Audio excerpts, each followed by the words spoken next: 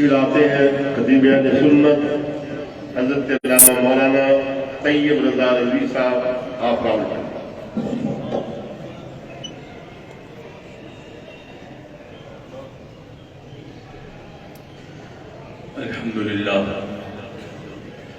الحمد لله وكفى وسلام على عباده الذين اصطفى أما بعد فأعوذ بالله من الشيطان الرجيم بسم الله الرحمن الرحيم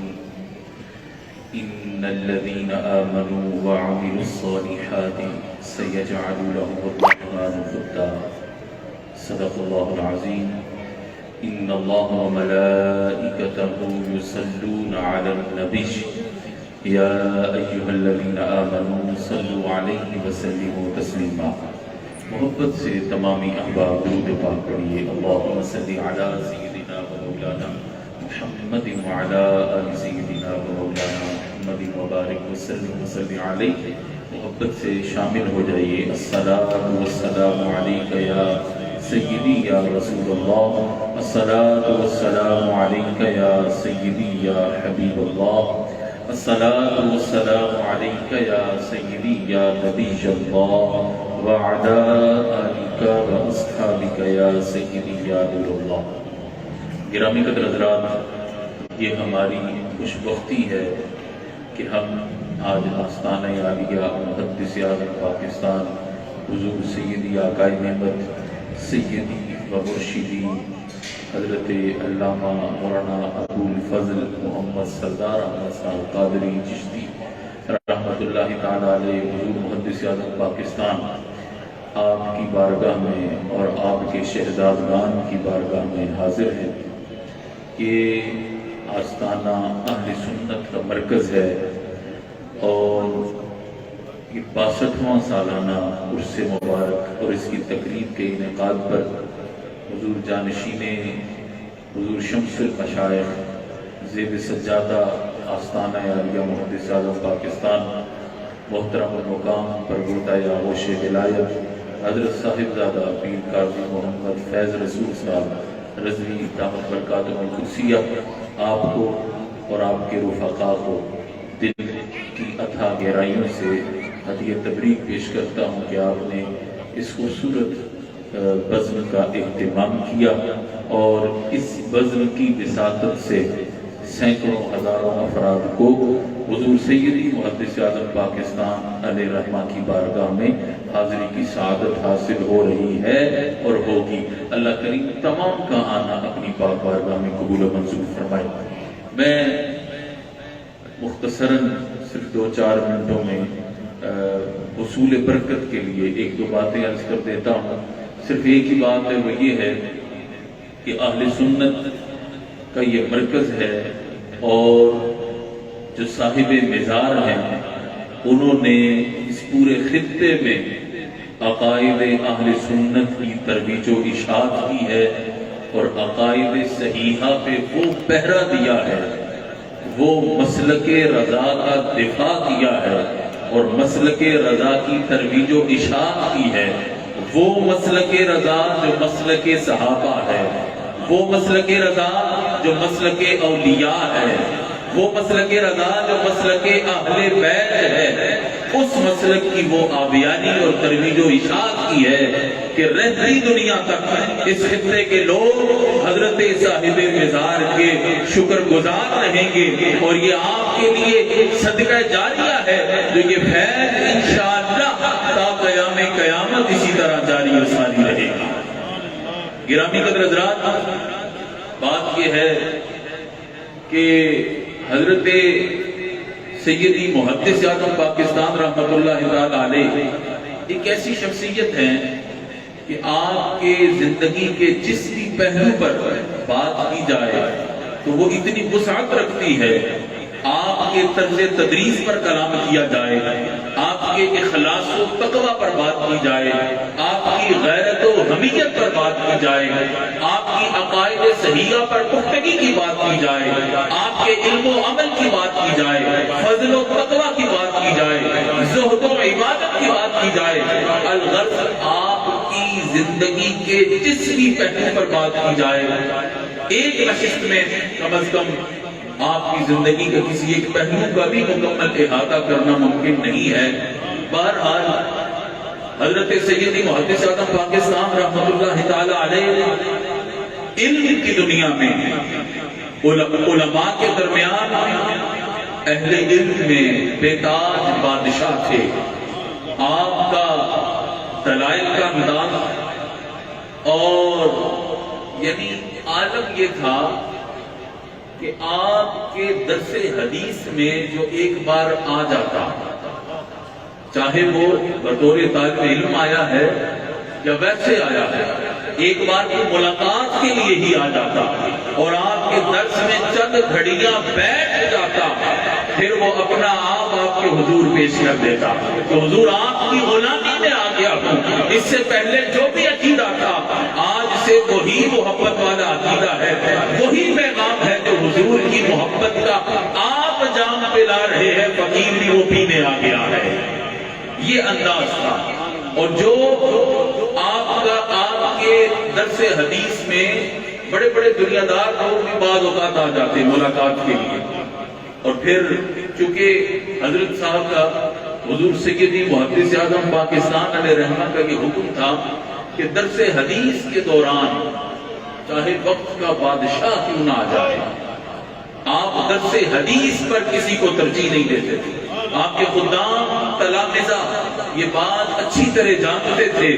کہ جب حضرت صاحب حدیث مبارکہ پڑھا رہے ہیں، اب جو بھی آ جائے اس کی کوئی وقت اور حیثیت نہیں، کیونکہ حضرت صاحب اس وقت رسول اللہ کی حدیث پڑھا رہے ہیں اور سختی سے منع تھا کہ کوئی دخل اندازی نہ دے۔ اگر کوئی ملاقات کے لیے آ جاتا تو وہ انتظار کرنا چاہتا تو انتظار کر لیتا، مگر نہ جانا چاہے تو چلا جائے۔ حضرت صاحب کے درس حدیث میں خلل نہیں کوئی ڈال سکتا، لیکن جو بیٹھ جاتا، میں یہ کہتا ہوں کہ جس کا نصیب جاگ جاتا، جسے بیٹھنے کی توفیق مل جاتی، وہ دنیا کے کسی شعبے سے متعلق ہو، وہ چند لمحے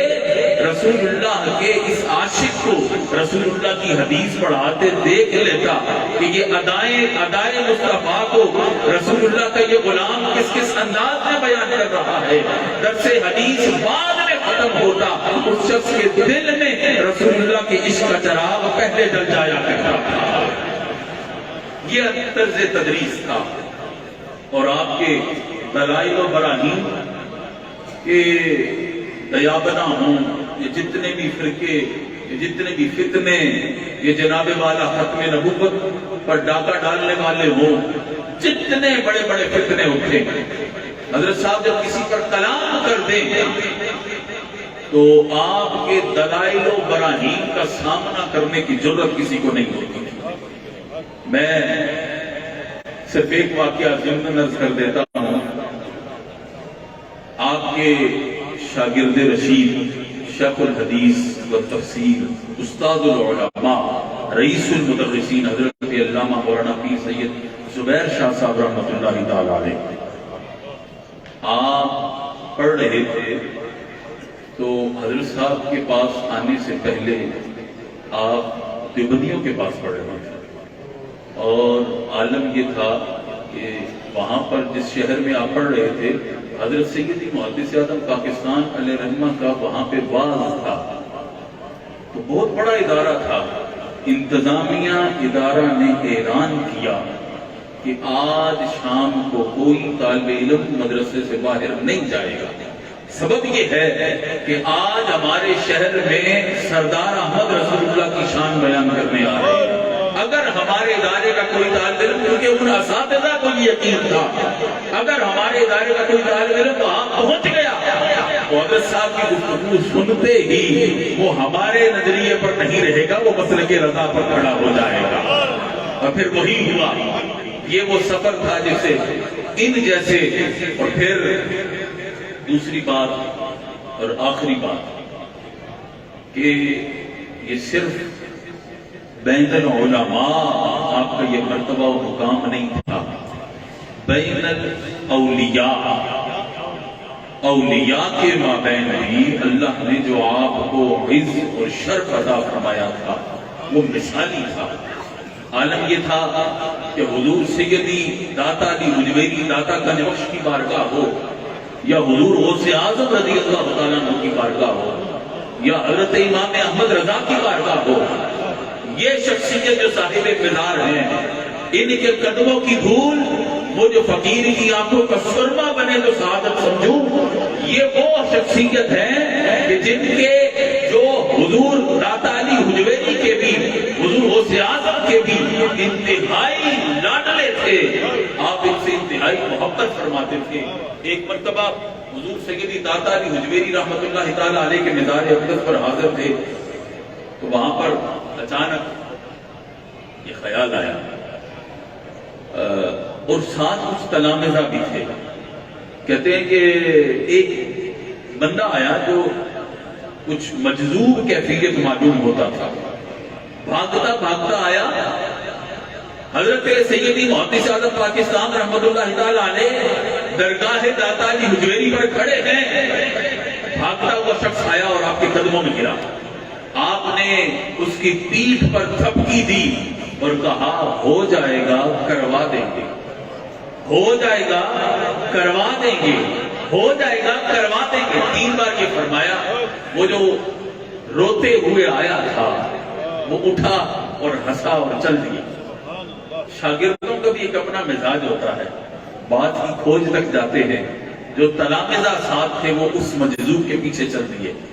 باہر نکلے، اس سے پوچھا کہ وجہ کیا ہے، واقعہ طویل ہے، اختصاراً اس کا جملہ بتاتا ہوں۔ کہا کون ہو تم اور کیا چاہتے ہو؟ استاد گرامی کس بارے میں کہتے تھے کہ ہو جائے گا کروا دیں گے؟ کہنے لگا کہ میں عبدال ہوں اور میں عرصہ دراز سے لاہور میں میری ڈیوٹی حضور سیدی داتا علی حجویری نے لگائی تھی، اب مجھے لاہور سے باہر بھیج رہے ہیں، میں داتا سے دور جانا نہیں چاہتا، میری بات منظور نہیں ہو رہی، لیکن میں یہ جانتا ہوں کہ میری بات منظور نہیں ہو رہی، سردار احمد کی بات کو داتا علی حجویری رد نہیں کرتے، جو فرما دیں گے وہ قبول ہو جائے گا۔ ابھی داتا علی کہا ہنسے کیوں تھے؟ کہا ابھی داتا علی حجویری کی بارگاہ میں حضور سیدی محدث اعظم پاکستان میری پیٹھ کو تھپ تھپا کے کہہ رہے تھے کہ ہو جائے گا کروا دیں گے، ابھی یہی جملہ تھا کہ بارگاہ داتا سے منظوری آ گئی، انہوں نے کہا کہ ہم تمہیں دور نہیں بھیجتے، تم لاہور میں ہمارے پاس ہی رہو۔ اب منظوری بعد میں ہونا تو بڑے دور کی بات ہے، اس درجہ لاڈلے اور آپ کے پہلو میں سوئے آرام فرما میرے مرشد گرامی حضور سیدی و مرشدی جانشین محدث اعظم پاکستان، یہ حضور سیدی محدث اعظم پاکستان کے فیضان کا عملی مظہر تھے، اور یہاں پر ابھی موجود ہیں ڈاکٹر محمد اسلم قادری رضوی صاحب، حضور سیدی محدث اعظم پاکستان کے آپ خلیفہ، آپ مرید ہیں،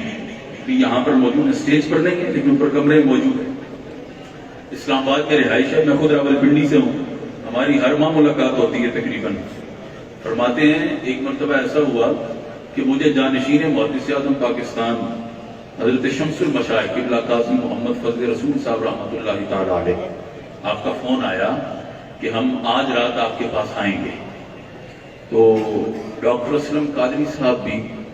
اپنے مرشد گرامی سے اور مرشد گرامی کے گھرانے سے صالحانہ عقیدت رکھتے ہیں۔ فون آیا، پورا گھر صاف کیا، گھر کا دروازہ کھولا اور باہر والے کمرے کے پاس کرسی رکھ کر بیٹھ گئے، بیٹھے رہے بیٹھے رہے بیٹھے رہے، بڑی دیر گزر گئی اور تھکاوٹ محسوس ہونے لگی، اسی اثناء میں آنکھ لگ گئی۔ کہتے ہیں کہ اب دل بوجھل تھا کہ اتنا انتظار ہو گیا، وعدہ تھا، پہلے تو ایسے کبھی کیا نہیں، آج وعدہ تھا اور تشریف فرما نہیں ہوئے، سبب کیا ہے؟